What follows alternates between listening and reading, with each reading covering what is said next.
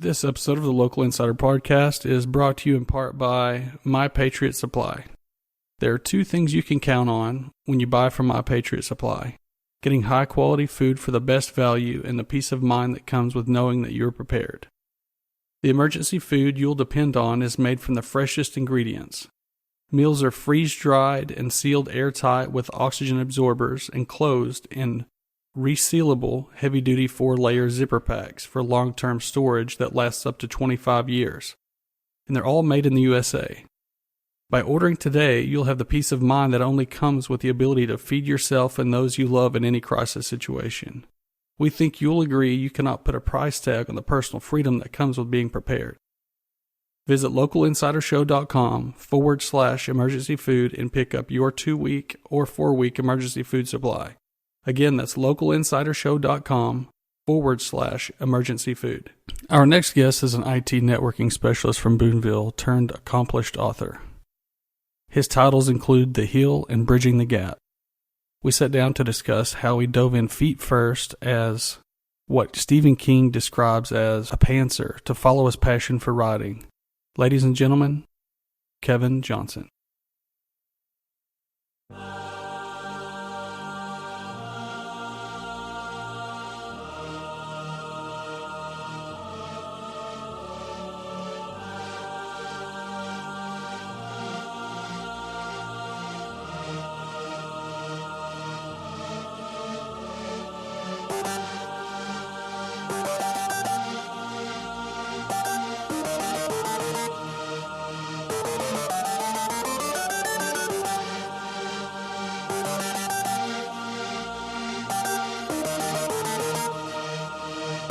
Welcome to the Local Insider Podcast, the show about everyday people who make a big difference.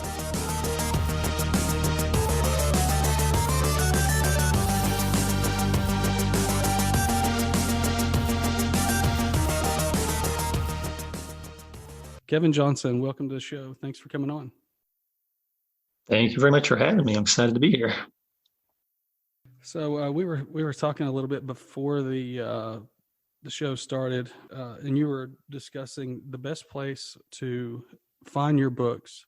If you could go ahead and break that down. I know there's a couple different places that you would like people to purchase those books if they so choose, and if you could just let us know where we can get those. Sure. So my first book, The Hill, it was done through a non-traditional publisher. So it's really only available through Amazon online. We do try to keep it in a few local bookstores in the Fort Smith area. Bookish is in downtown Fort Smith is one that carries it. Chapters on Main over in Van Buren has it as well. So we try to keep it in those local spots.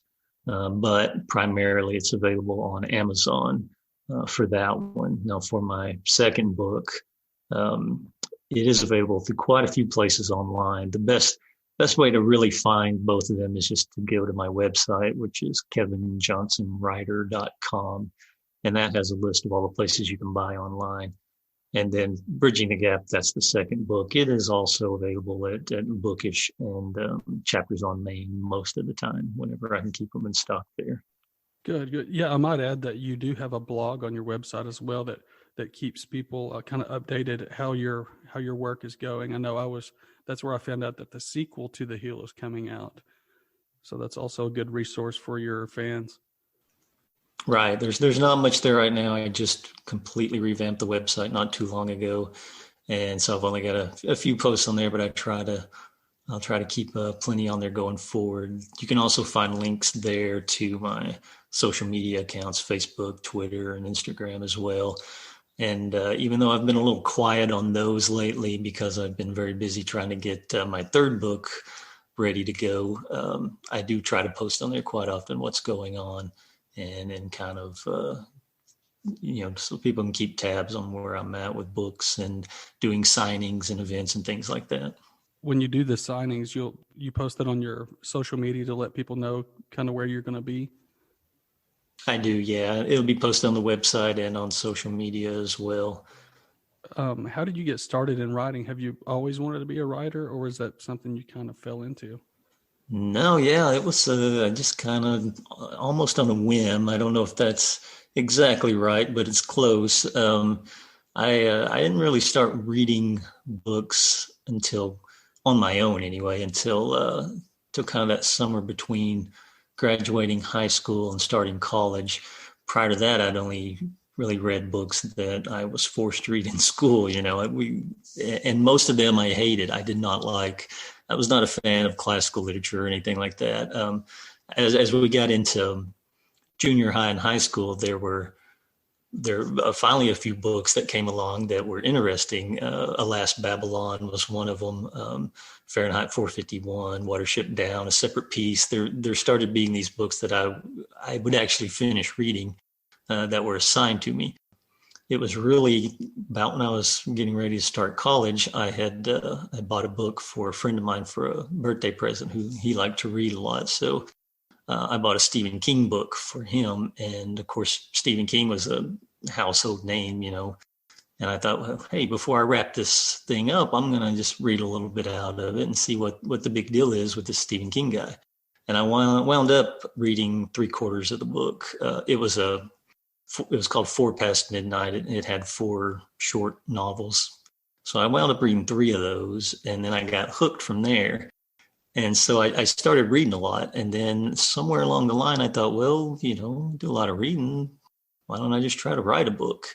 So I made a couple of just kind of half-hearted attempts, just on a whim, on a weekend. I'd be like, oh, I'm going to sit down and just write a book. And I would just take off writing, having no idea what I was doing. And, I'd never taken writing courses, never thought much about that. And all of those attempts ended in, miserable failures. And then it was in 2015, right about then, I thought, you know what, I'm going to seriously try to write a book. By this time, I've read hundreds of books, and I thought, if other people could do that, I could do that, surely.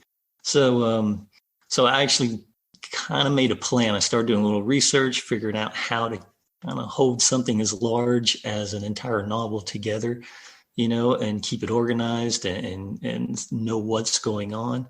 So I found some software that helped kind of keep the work in bite-sized chunks that you could really manage, and it didn't let it get too out of control. You could keep it organized. So I found the right tool to do the work, and I did experimenting with how to organize things, how to outline. Mostly I just kind of flew by the seat of my pants.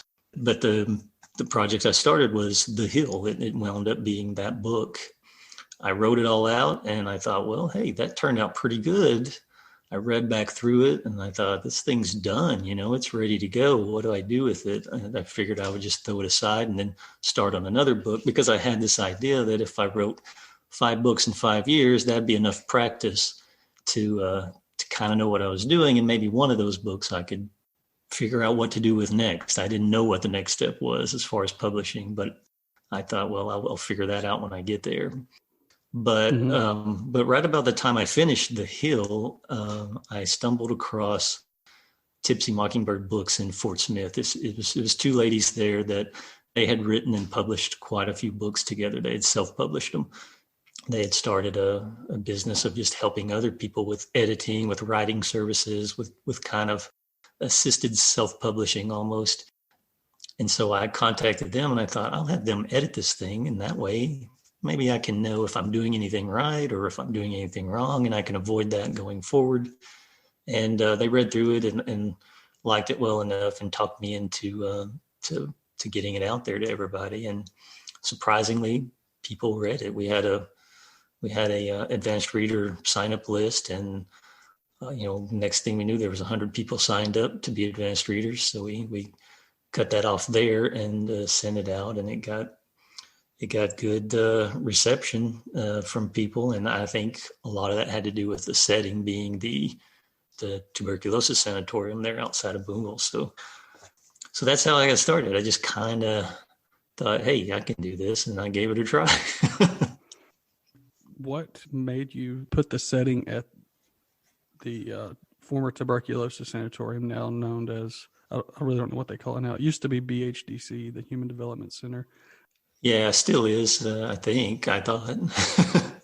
But So I grew up right on the southern edge of Booneville there. So I wasn't far from it. Of course, back in growing up as a kid and going through school, I hated history classes. But once I started getting older, I really liked history. I really got interested in history. And of course, there's a lot of history up there. We went to a ghost hunt up there. It was a charity thing where a paranormal group takes you in there at night and you get to wander around the building. And I always liked those cool old buildings and things like old cars and all of that. I love that kind of stuff. So I thought, hey, let's go. Me and a friend of mine went, and we were wandering around in there. I was just in awe of the building itself. I'd never been inside of it. And I was thinking as we were walking and stumbling around in the dark, I was thinking, this place would have been so cool to see when it was like in its prime, when it was first built and brand new and full of people instead of just full of dust and, decay. So it was that idea that I thought that'd make a good movie if someone, wound up, going back in time and seeing this place with the ability to know how things had turned out, where it wound up and how it started. To see that, I thought would be so neat. And that's kind of where the idea for the story started. It was just a situation, and then I just started writing from that situation out and came up with what I did. So on the ghost hunt, just reading briefly in the front of the novel, The Hill, I noticed that Eric Walters, I guess he's the protagonist in the story. Is that correct? Jake Myers. Eric Walters is in my second book. Oh, okay. That's bridging the gap. Okay, yeah, Jake Myers. Jake Myers. Yep. He and his friend, are those two characters based on you and your friend while you were on this ghost hunt? Loosely. I just in the end they're really not, but I kind of use that as a setting. That was my starting point, and that was because I thought, well, cool. I'll just start it like how we started in there, how we got in there. That's how the characters will get in there. So the whole book is me trying to put myself in every character's shoes to see kind of how they would react to the situation they're in. And so I guess there's some of me and people I know in a lot of the characters. It's probably more in there than I'm thinking. It's probably a lot of subconscious stuff that I contributed into it, but it wasn't really meant to necessarily be. Right. One thing I've noticed with a lot of authors is a lot of their characters are based on based on people in the real life. That kind of clicks with me because I guess I don't have the imagination. I mean, first one comes to mind is Tolkien. I mean, wow, this guy had to know a lot of people, but so right. in order to come up with the story and the history of every individual character, you would have to have some place to start, and that brings me to my second point of how you started. And before we started this show, I was telling you how intimidating that just sounds to me to start a book.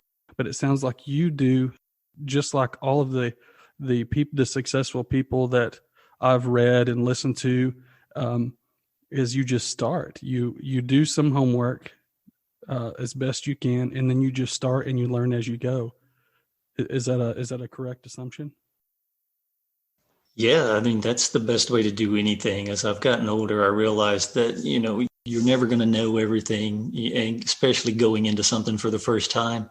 You're not going to be any good at it. So just accept that and go figure it out. Because, I like to try a lot of things. I play guitar and I wrote songs, and, I like to try to build things, and I never know what I'm doing when I start. And the thing is just to jump right in and try it and have fun and learn as you go. And, you're never good at something until you do it over and over anyway. So the best thing is just to jump right in.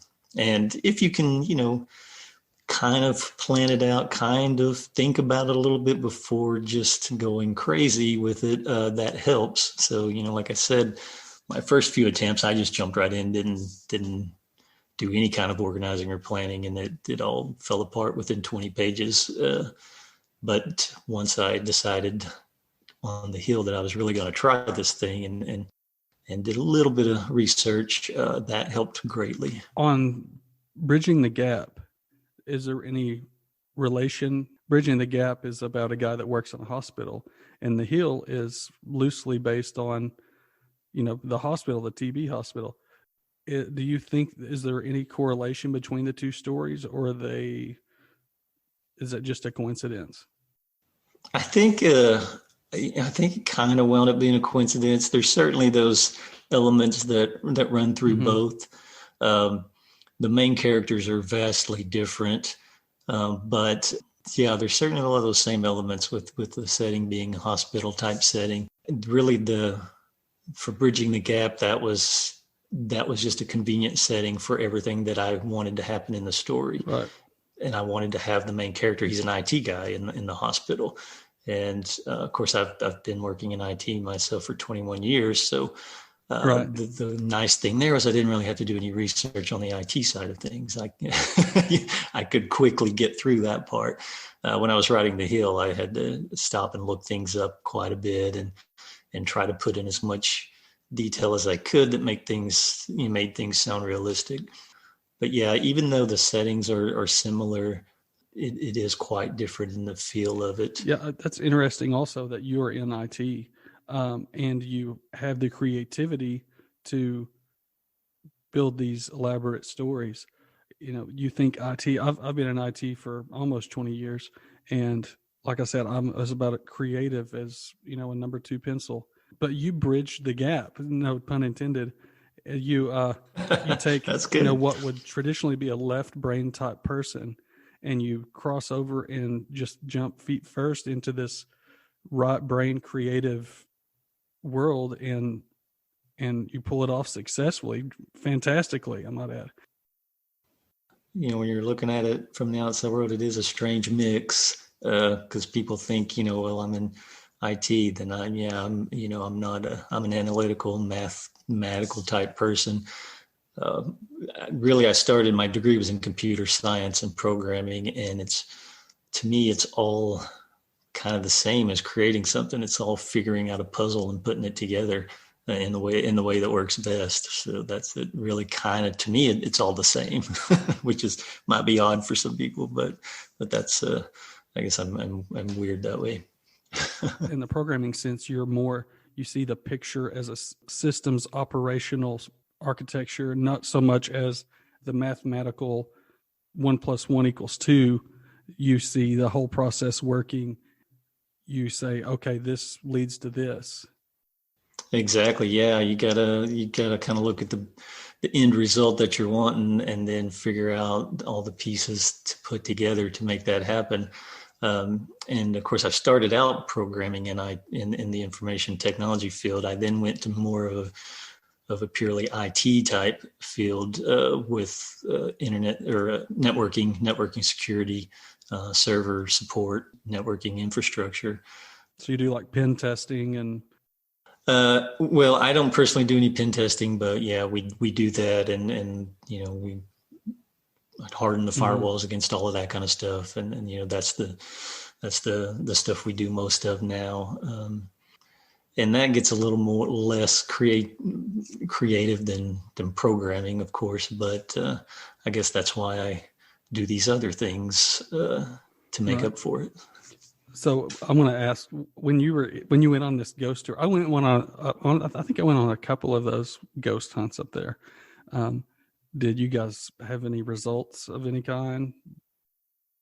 We did not. So, and we weren't really expecting to. I just wanted to go in the building. Growing up, not far from there, I'd never been inside that building. And I remember as a kid, it seemed like every year, they would put up the big star and the happy holidays or Merry Christmas lights, whatever. I can't remember exactly which it was, but that was always for some reason in my family, every year we would load into the car when I was a kid and drive up and drive by that and take a close look at the big star there. and it was always dark, of course. And, here's this big building. It's completely dark. It's just kind of this imposing, really spooky structure at night. And so I was always just kind of intrigued by that. As far as I knew, you couldn't go in it. I didn't think you could. And then when I found out, hey, they give tours of this place, I was like, well, I'm all for that. I want to see inside it. But I didn't really, we were really just the first tour. We actually went on a couple of tours. The first one was kind of guided. They kept someone with us in small groups, but we still kind of got to wander around on our own. And that was the cool thing, was just exploring all those rooms and all the floors and seeing it all. Because like I said, I'd never been inside. I didn't really know what was in there. And then the second one we went on, we were kind of left in groups to completely roam around on our own. And that was what was interesting to me, was just seeing the building. So I wasn't really looking for anything else besides seeing right. And, the building and it's scary itself. enough, driving by it when it's dark.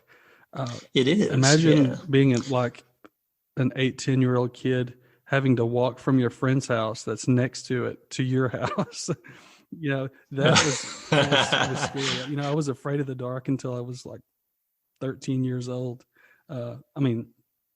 Obviously that I don't attribute it to just, like ghosts or anything, but it's a very spooky place because it is so, it's kind of out of place relative to Booneville, because Booneville is just your regular average run-of-the-mill American town, no huge buildings, and then you drive 10 minutes and you have this huge multi-story building with these what looks like gladiators on the top of it, and you hear all these stories about the bottom was the morgue and they would throw the dead bodies down this hole, and they have there's all this lore and stories that are passed down when you're a kid that just exactly. The worst part of it comes to mind when you're by yourself in the dark, so I would imagine so. I would have, driving by it in a car with my family at night was spooky enough. I can imagine walking by it, by myself. That would have been terrifying. So growing up, it was a weird thing because it was always out there, and so that part seemed normal. That thing's always out there, but it was very abnormal at the same time because as a kid, you're like, well, why is that way out there? And, why are these huge buildings out there that are bigger than anything in town? And so it was kind of normal, yet not normal all at the same time. And it was just very interesting. And speaking of it being spooky, that first time we went on the ghost hunt, I was excited to go and get inside there. But when we met at the building, when we actually got there that first time, and it's just starting to get dark and we're all standing around outside waiting to go in, there was a little apprehension there. It's like, okay, well, I'm actually about to go into this big dark building, and that's going to be a little spooky, a little creepy. But once I got in there, just the interest of the whole thing kind of won out. Mm-hmm. Now, I might add that we didn't have any results either. They had something called an Enigma machine that they said caught some voices or EVPs or something like that. And I don't want to offend anybody, but I don't lend much credence to things like that. Now, if I had seen like a full-on apparition, I would be a believer. But, I'm not saying that there aren't ghosts there. I'm just saying the 2 times that I went, I didn't see anything. Same here. And it's really the same for me. I don't expect to see anything, and maybe there's something there, maybe not. But all I know is that I really liked the history of the building, and that's what I was looking for. Right. And that's all I saw. Growing up there during the day, like you paint this picture or tell this story of what it was like in its prime. I always imagined that, I would see it in movies. Like Cider House Rules was one that really kind of brought it to life, because that was kind of the same era. You have this old hospital with they had steel casters on these gurneys that squeaked, and you had glass IV bottles, and they used steam for heat, and it's just in that era the technology that they had, and the architecture and the design that they used to see it in its height would be an amazing thing to see. Yeah, and especially, having seen it in its current state, if there was a way to go see it in its height would be amazing. Right.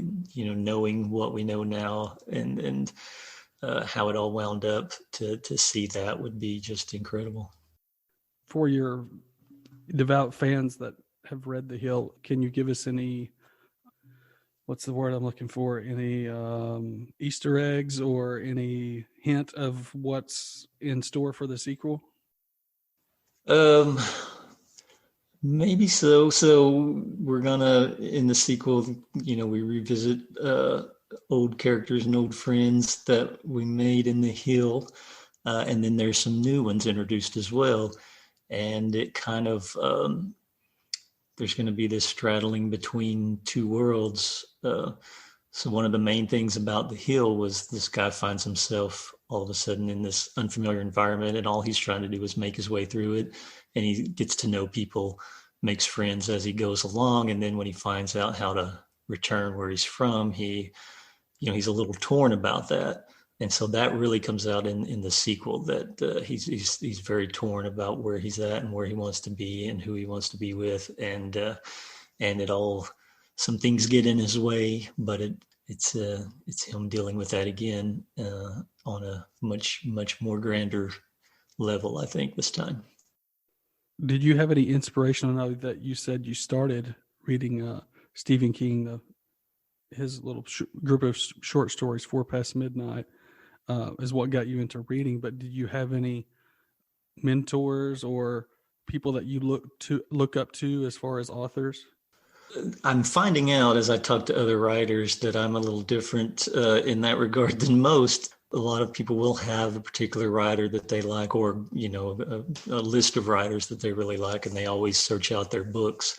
Now, I did that starting with Stephen King. Once I read most of 4 Past Midnight, I started buying up his books and read all of those. From there, I kind of branched out.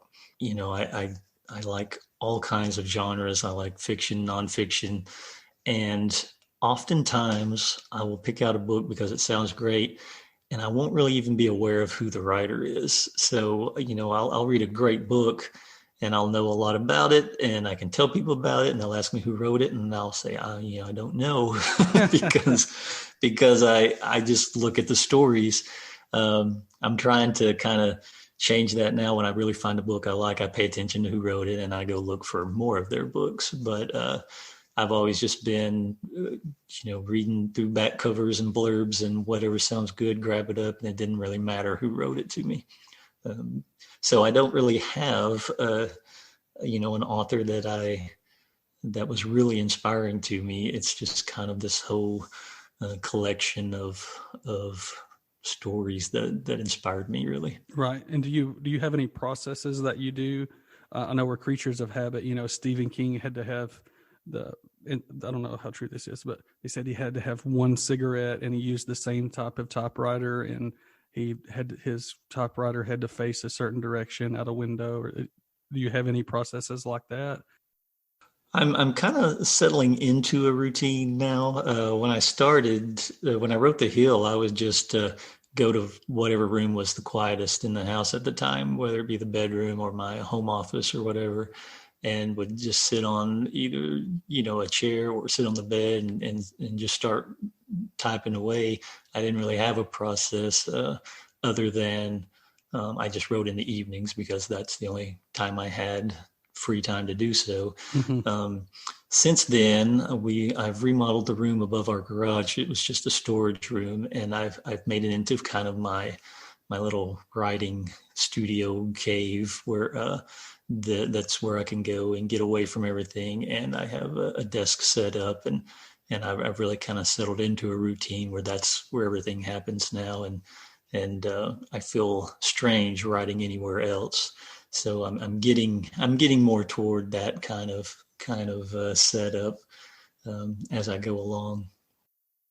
Do you feel like the stories that you write are already inside your head, and your goal is to get them out of your head onto paper, or is it like a process, kind of like the Joseph Campbell's hero's journey, where you want to create, so you create it as you go along? Yeah, that's really the latter, and I think it was Stephen King that referred to that as being a pantser, where you just fly by the seat of your pants. Okay. I start out with an idea, a situation essentially. I think, well, what happened? What if you were in this situation? And then I just go from there. So I'll always have a starting point, but I never know where it's going to end. And in fact, The Hill. That one was really flying by the seat of my pants more than my other books. I had no idea how I was going to wrap it up, and as it kept growing and growing, I finally got to a point where I thought, I've got to figure out how to bring this thing in, and close it out. I had no idea, and I got pretty lucky on all of that, where I didn't have to. Things kind of fell into place, and I didn't really have to rewrite a lot, and so that all worked out. As I might add, the people, I read the reviews, and the people that read it, they said they didn't want it to end. You did such a great job with the characters that they wanted to continue with the story with these characters, that they really hated to see it end. So how does that make you feel as an author, that being one of your first? I love that. That gives me chills when I think about that, because I was scared when they said, when the ladies at Tipsy Mockingbird said, "Hey, let's release this thing," and I thought, oh, that was really the first moment. I thought, oh, other people are going to read this. How's that going to go? And that was a little scary, but the response has been just overwhelmingly positive, and it's been just a great experience. And I really didn't want it to end either, because when I was writing it, I was just kind of writing something I thought I would like to read. And I just kind of wanted to keep going. I was having fun with it. And that really happened with the sequel as well. The sequel has wound up being pretty long. I think The Hill was around, if I remember correctly, around 90,000 words. The sequel is up around 130. So wow. It just kept growing and growing. And I had a little bit of a plan for it. And it's kind of, I think of it as how I'm probably going to write every book from now on. I kind of have that starting point, and then I have a plan out to a certain point. And then I just start writing to that point, and that point keeps getting further and further off as I go, because I keep thinking of, okay, it's, once I get to there, it's going to go to this other place. And so the planning kind of stays ahead of the actual writing, even though the planning is not completely done up front. It does stay out ahead of it.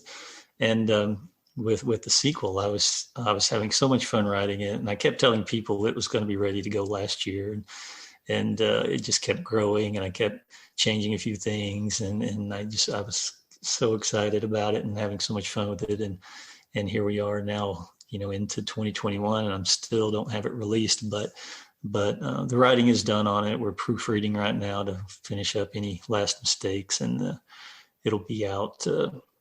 I really hope in March, 2 months at most, it should be available. And this one, I thought Bridging the Gap was a big step forward for me, because, like I said, I was just flying by the seat of my pants on The Hill. Never had thought about writing, or what makes good writing, or what makes bad writing. I didn't know what to avoid, what mistakes to avoid. I learned all of that in The Hill, and I learned a little more in Bridging the Gap, especially when Bridging the Gap got picked up by the publisher out of New York, and it went through another editing process that was much more rigorous than what I had gone through with Tipsy Mockingbird. And they really taught me a lot of things to look out for, and mistakes, and how to fix those. And I feel like I really learned a lot there. And so this third book, I'm starting to feel a little comfortable with my writing, and feeling like maybe I kind of know what I'm doing, even though I've still got a long ways to go and a lot of improvement to make. I'm very excited about this book. I think it's my best by far, and I can't wait for it to get released. And it's pained me that it's taken this long, but at the same time, I couldn't let it go, and I kept writing and kept changing and kept just refining it. There's new characters in there that are just great. In my opinion, of course, they're going to be great. So I'm really looking forward to everyone who's read The Hill, hopefully reading this one. And I hope it just blows away all their expectations. You say that with Bridging the Gap, it went through what you would call a traditional publisher. And your first book, The Hill, you were aided with Tipsy Mockingbird, but for the most part, it was self-published. Is that correct? Yeah, the actual term for it is known as assisted self-publishing, where Tipsy Mockingbird, they know the whole process, they know how to do it all, and rather than me really learning it all, I lean on them for getting through what needs to happen. That we need to edit it, that we need to get a copyright, that we need to have a cover, and all those things that you don't really think about when you're writing your first book, and how to do a blurb for the cover and all of that kind of stuff. And the fact that I needed to set up social media and spread the word, or else nobody was going to know about it. Right, marketing and so they helped me with all of that, and they were great. They've helped. I think they've done about and they were just getting started in their business. They had been writing and editing books for a long time, but they had just started their business not long before I found them. Since then, they've helped out. I think it's around 11 or 12 local writers get their books published. What would be the benefit to traditional publisher versus the self-publishing or assisted self-publishing route? So the benefit for traditional is the publisher pays all your expenses. So when I do anything through a new publisher, it's zero cost to me. I can take them a book and they provide editing, they provide the cover, they provide everything, even a bit of marketing. They're a small publisher called Wild Rose. They represent about 650 authors, and they've got a catalog of about 3,000 books, something like that. So they're not huge in terms of traditional publishing, but it's to me it's big, and going through them, they take care of all the expense. They have artists on staff for covers. They have all of that. They have a whole army of editors. Mm-hmm. Non-traditional, you're generally going to have to pay someone for their services to get those things done. You've got to take care of all that yourself. So that's really the big difference. And distribution, I should say as well. Traditional publishing houses are going to have larger distribution channels and relationships with distributors that will get your book out there to, where a major bookstore chain can order it if they want and keep it on their shelves. So that's one of the big differences too. So what advice would you give to kids coming up, just graduated BHS and about to go to university or to UFIS or something, and they're aspiring authors? What advice would you give to them? Besides the fact to just sit down and write, and even if it's not good, do it anyway. Seth Godin. Do what? That's what Seth Godin says. Okay, yes, yeah. He says there's no such thing as writer's block. There's just bad writing days. You write every day. Exactly. Yeah. That was the big thing for me when I really decided I wanted to give this thing a real try of writing a novel. One of the things I told myself up front, I thought, okay, don't be afraid to throw something away, even if you spend a lot of time on it. There's no point in keeping a mistake just because you put a lot of effort into it. That's not a good idea. Right. You have to get rid of it and just try things and see what happens, and don't be afraid to fail, and just learn from the failure and try again. So that's the big thing. And then from there, as far as publishing, it's really tough. So how I got my foot in the door with the traditional publisher was actually through the library in Fayetteville. They have what's called their True Lit Days every year. They bring in some publishers that will listen to pitches to books, and that's how I got in the door there. I gave my pitch, and they said, "Hey, we actually want to see a full manuscript." So I sent it to them, and then they came back to me a little later and said, "We want to offer you a contract on this," which is pretty lucky for my first pitch that's, you got to expect that that's not going to happen. Mm-hmm. You're gonna wind up getting a lot of rejection if you go the traditional route, a lot of rejection. And then if you're trying to you can't pitch directly to the larger publishing houses. You have to go through an agent. So, keep that in mind. If you really want to go to the big publishers, you've got to go through an agent. You've got to find an agent that will read and accept your work and then be willing to take it to those publishers. Right. And it's important to point out also that your first book was assisted self-publishing. So even if they want to be, published, don't be afraid to fail. You're going to get rejection, but go ahead and put out your work. Is that, am I off course here, or is that? I think if you're, so you'll definitely want to, even if you go the self-publishing route, you definitely want to have someone edit your work. There's no way that you can see all the mistakes you've made yourself, because in your head, you're going to see it different than everybody else. So if you're going to self-publish, just do it as well as you can. And that means getting an editor, finding an editor that's going to, be truthful with you and is going to tell you what you need to hear to make your work better. And then make sure you have a good proofreader and you make it as mistake-free as possible. Now that's, it's going to be tough, to make anything perfect. And I really learned out on my first, there's a lot of mistakes in my first book, and that's okay.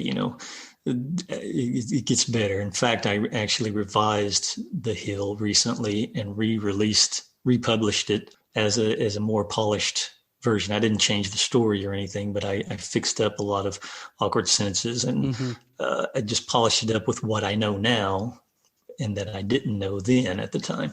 But you'll definitely want someone to help you out with that. You need to have an editor.